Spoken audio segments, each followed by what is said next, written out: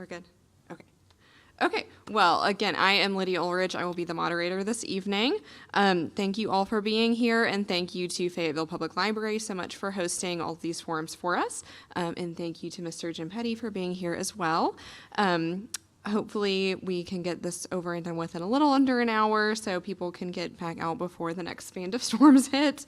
But I will go over a brief intro for the chamber, then we'll move into some questions, and then we'll take any questions from the audience as well. So for the history of the chamber was founded in 1889. The Fayetteville Chamber of Commerce has been providing excellent service and building our community for over 130 years.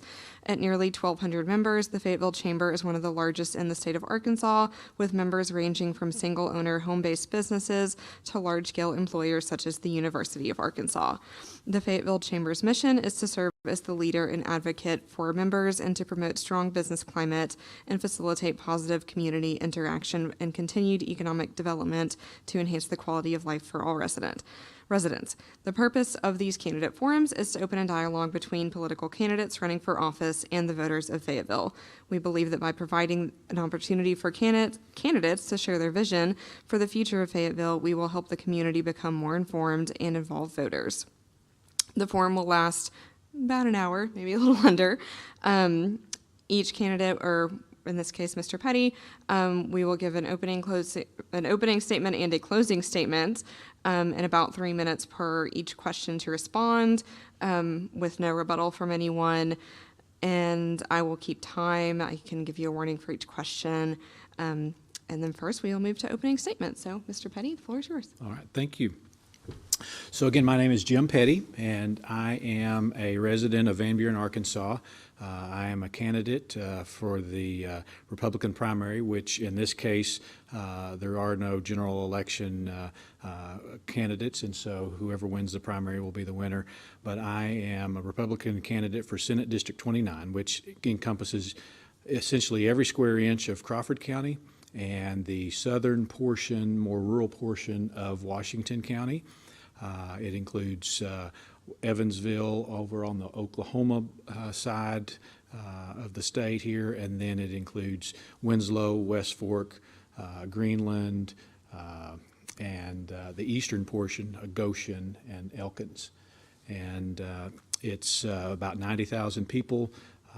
It is a large district that represents mostly rural. Van Buren is the largest city in the district, and I decided to run for this position. My experience up to this point had been a city council member. I'm in my 8th year at the city council in Van Buren.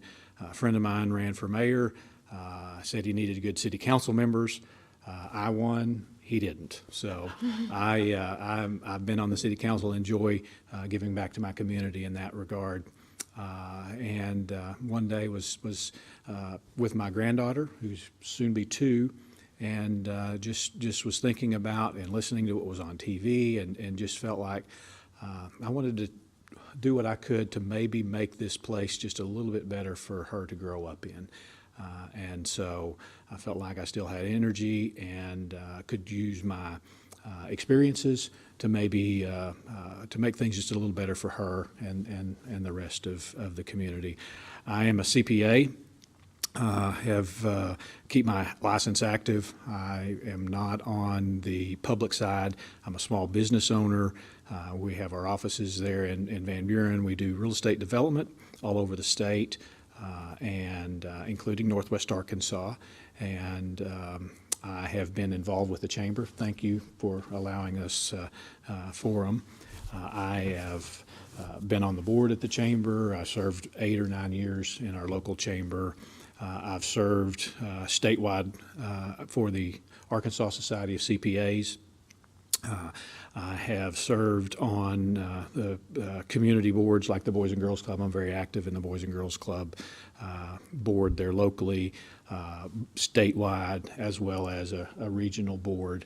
I also served on the American Institute of CPAs National Council. Again, in all of those positions, my goal is to make that organization better, to serve the citizens, the communities, the small businesses.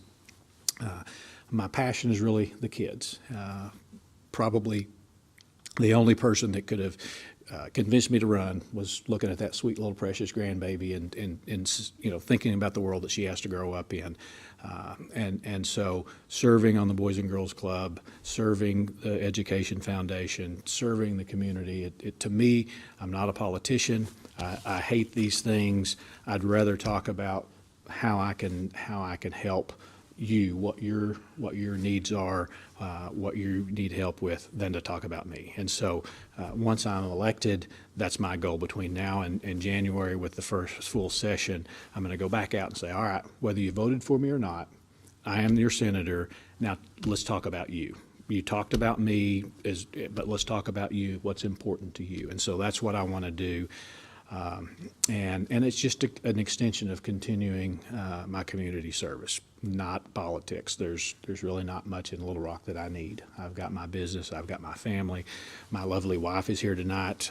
We've been married for 38 years, and my daughter and my granddaughter and grandson and my son-in-law, they live here in Fayetteville, and I just want to make it a better place. I want to leave what I had in a better position than what I had, than what was there before I got there. So, again, I don't like to talk about me, so I'll stop there and let you get started with your questions. Okay, thank you.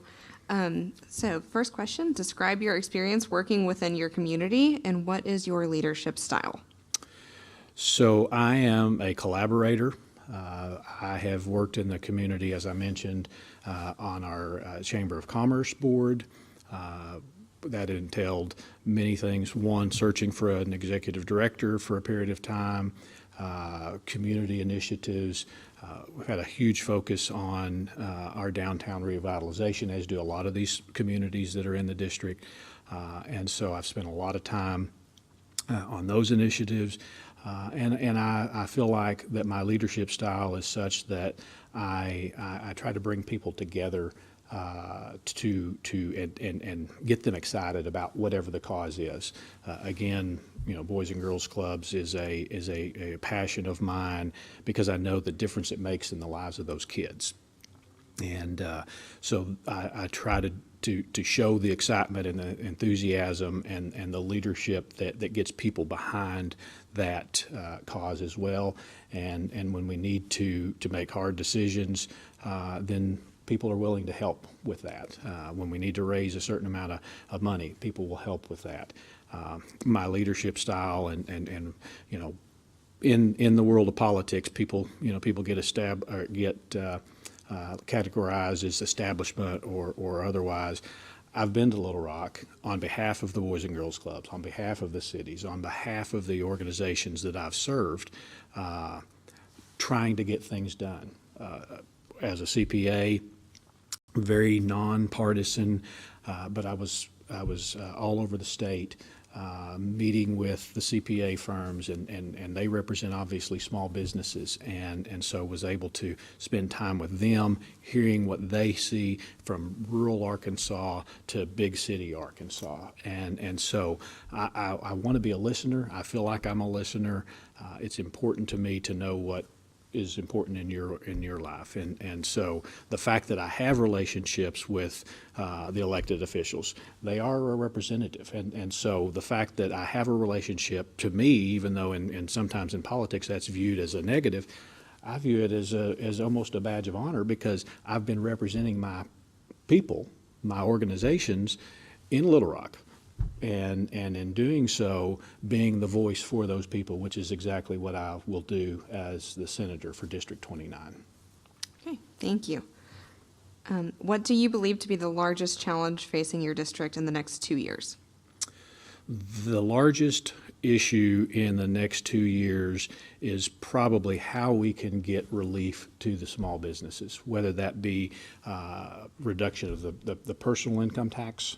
I believe that that is high on the legislators' agenda to try to get relief.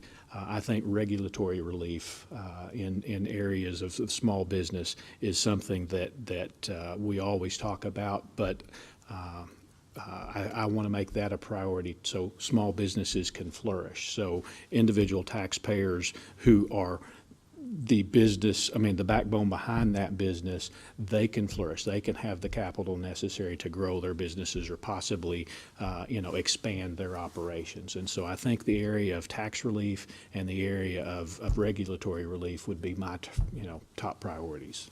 Okay, thank you. Where do you see your district after your term has ended, and what are your personal goals? So I'll answer the last one first, and then I might have to ask you to repeat the first part.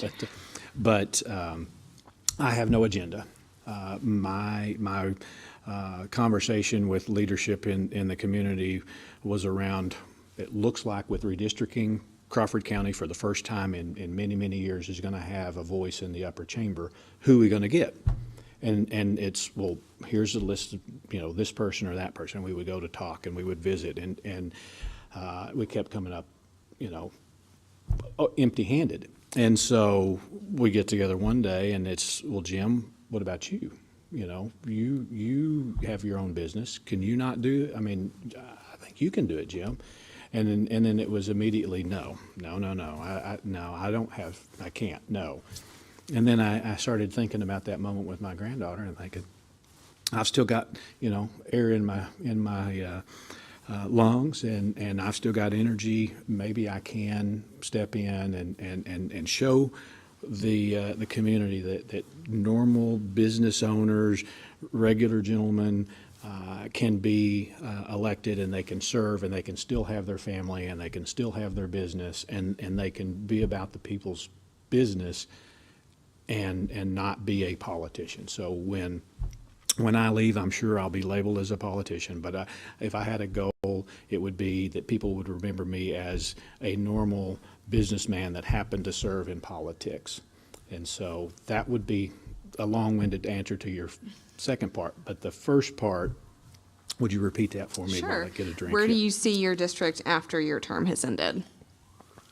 I see a lot of growth in our district. I see here in Washington County a lot of growth out east in the Elkins area. I see as the metro begins to fill up and swell, I see a lot of growth in this part of the district.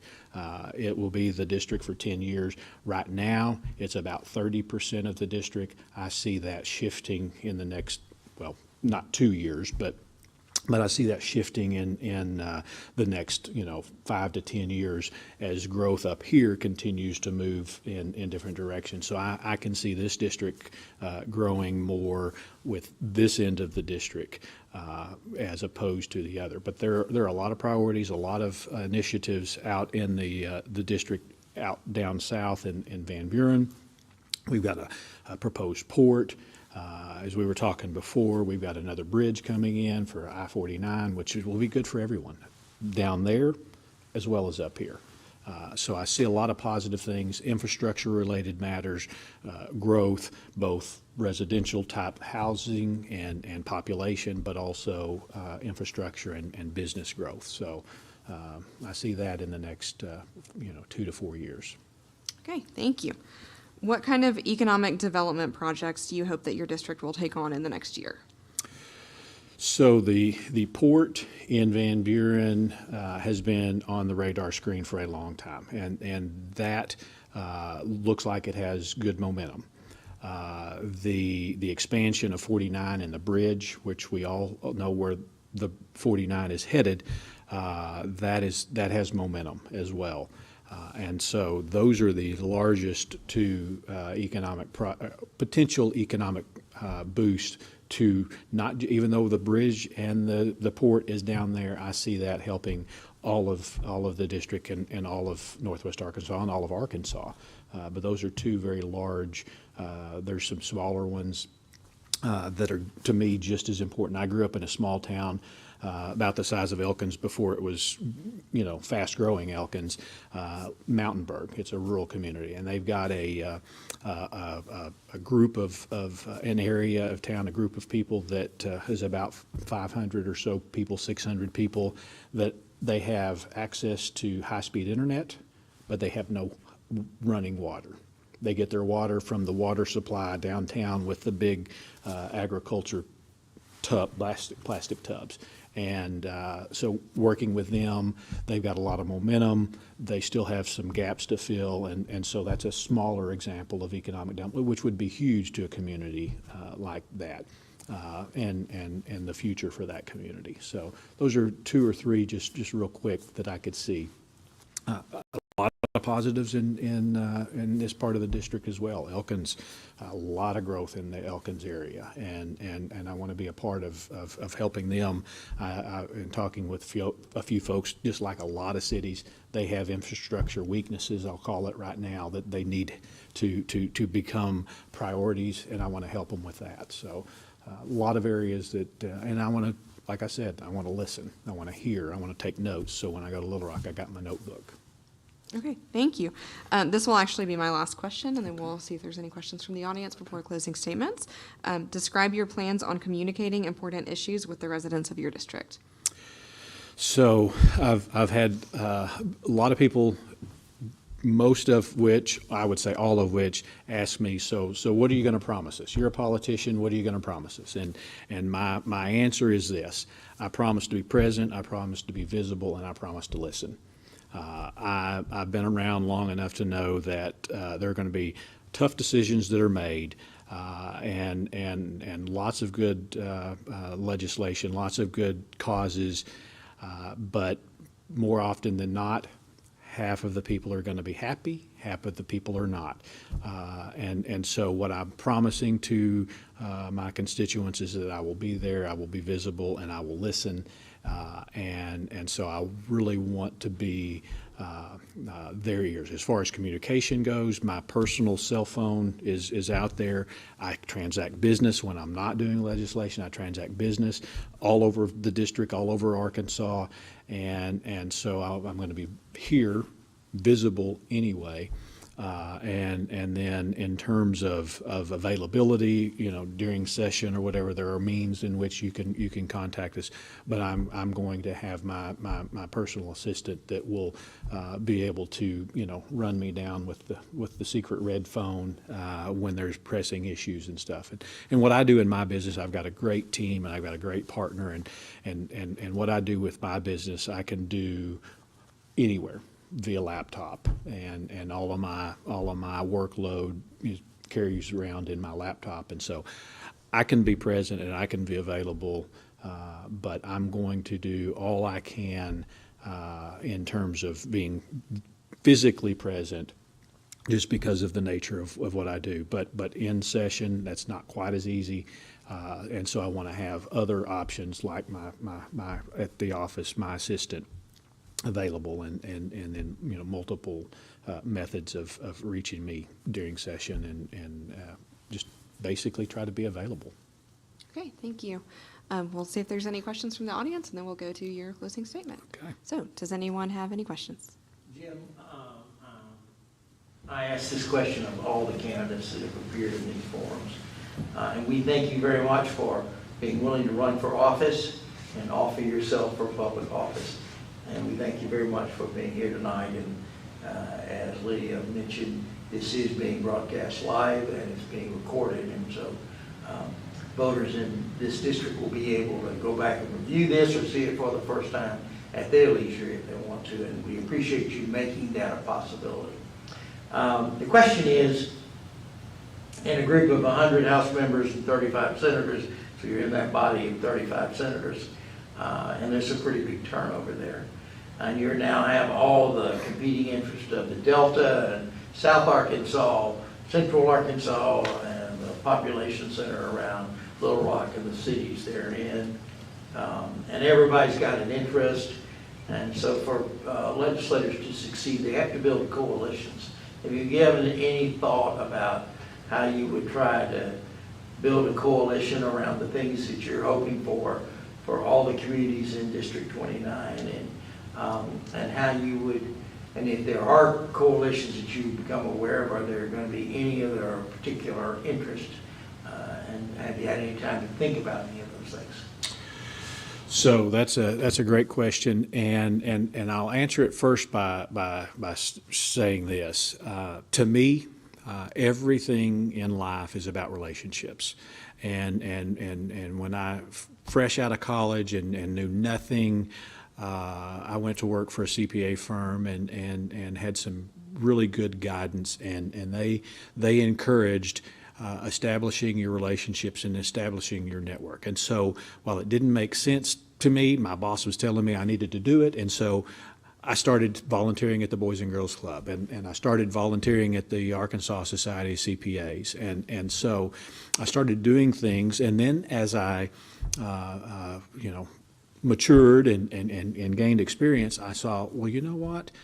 That tax bill, and again, I don't want to get too deep in the weeds, but being a CPA, and if you know anything about Arkansas tax, they don't mirror the federal tax. And so sometimes there's unintended consequences that come with a state tax law that is not necessarily in conflict, but it doesn't happen the same as the federal. And so I saw firsthand how a tax situation was going to have unintended consequences on small businesses unless, because the feds were acknowledging that it did need to be taxed.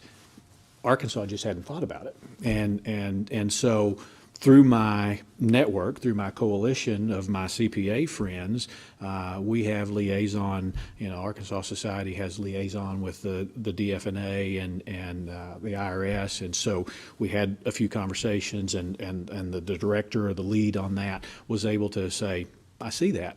And long story short, because of those established relationships and that coalition, we were able to get that changed without it was basically like a consent docket.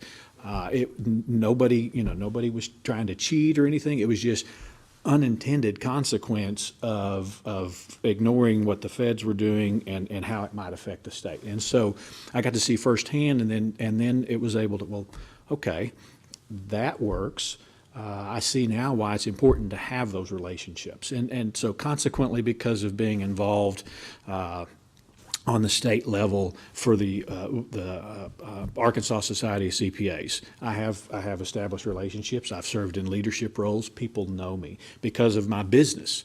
I have a great reputation with our real estate industry, and a lot of people look to me for guidance. And so I have those relationships. I have in our business, talk about the Delta. Our company, in our business, we worked with a number of nonprofits, one of which is based in the Delta. And so I have relationships with those folks in the Delta and because of my leadership roles there. Again, Boys and Girls Club, a lot of good people, board members, volunteers in the community. We come together as a coalition of Boys and Girls Clubs, and we talk about what's important to us, not only here, but in West Helena. I grew up in a small town, rural town, Hector, Arkansas. Go Wildcats. And so I know what the single, solo, Dairy Dip Cafe means to those communities. We have a lot of that in this district. And so while I may not have the coalition, I have the experience and I have the understanding of what it means in those small cities and towns.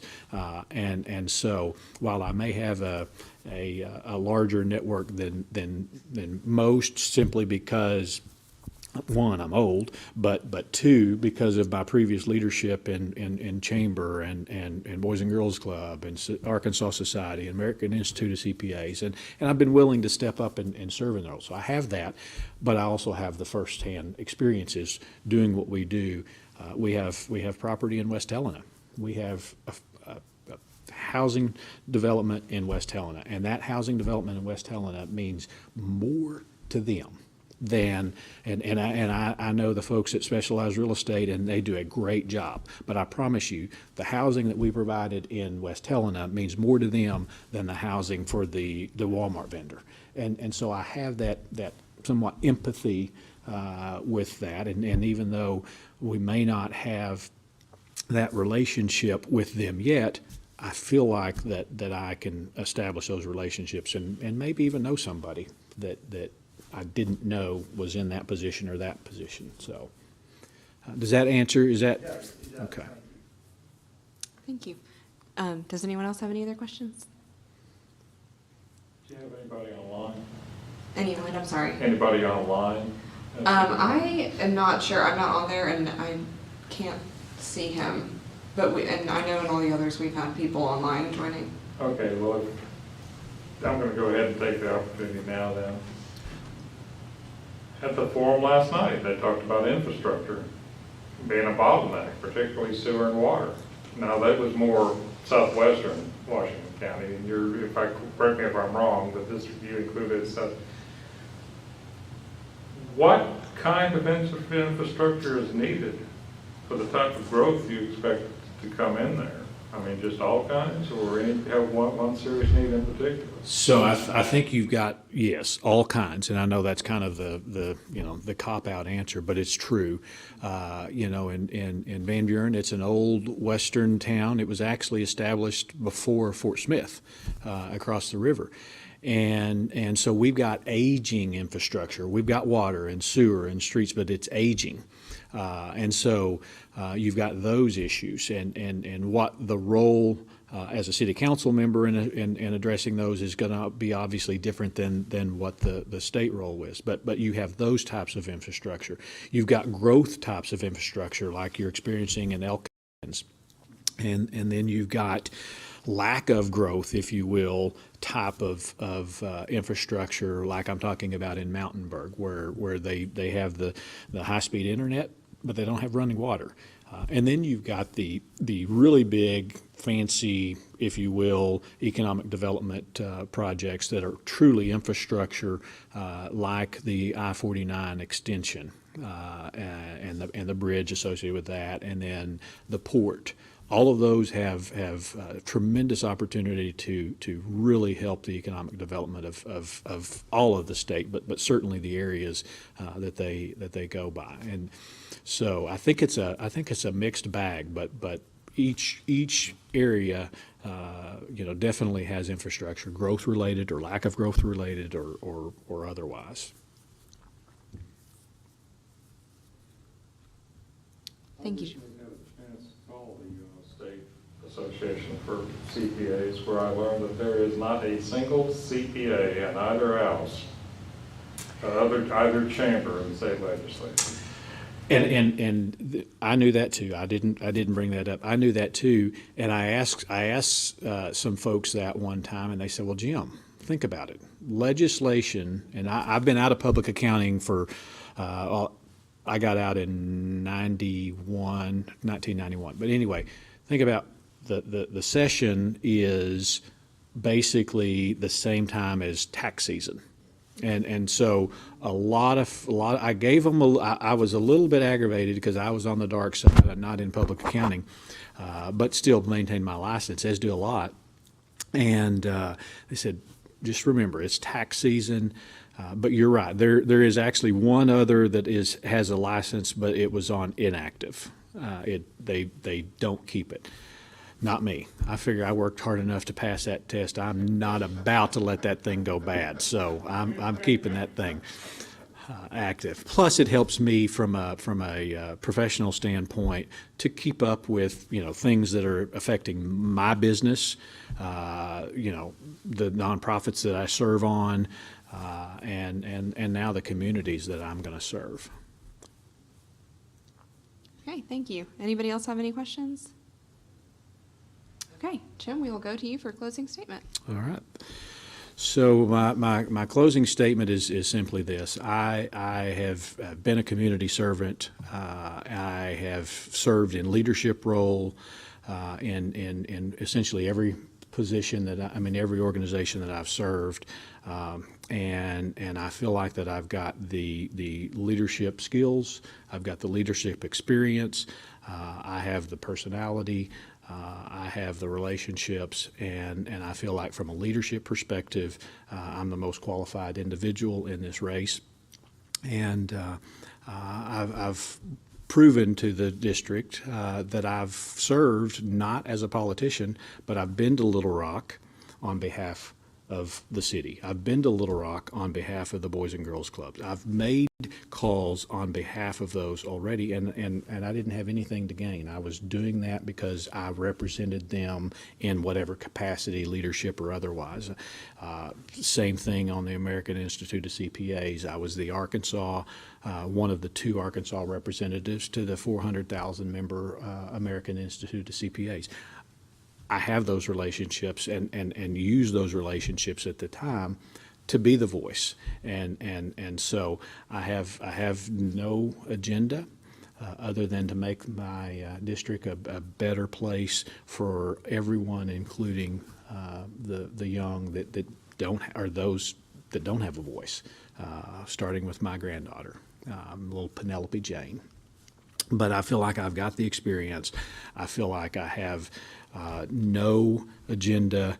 I just want to serve the communities that I represent, and my leadership style, my leadership experience will help me do well in that. So early voting starts next Tuesday. I would appreciate your support if you're anywhere in my district, and that's all I have.